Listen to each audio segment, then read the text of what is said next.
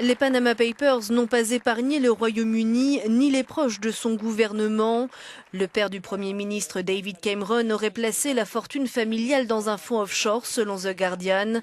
Éclaboussé par ces révélations, le chef du gouvernement s'est expliqué. J'ai un salaire de Premier ministre et j'ai des économies dont je perçois des intérêts. Je possède une maison dans laquelle nous vivions avant d'emménager à Downing Street. Et c'est tout ce que je possède. Je n'ai pas d'actions, ni actifs, ni compte offshore, rien de tout cela.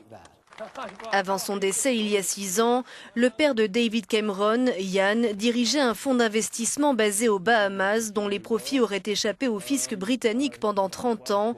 Un montage sophistiqué réalisé grâce au cabinet Mossack Fonseca dont les fichiers sont désormais au cœur de cette onde de choc.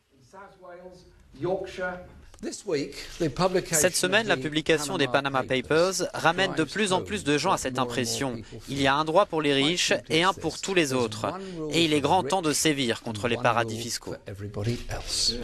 Depuis 2010, la lutte contre l'évasion fiscale a permis au Royaume-Uni d'empocher 2 milliards de livres.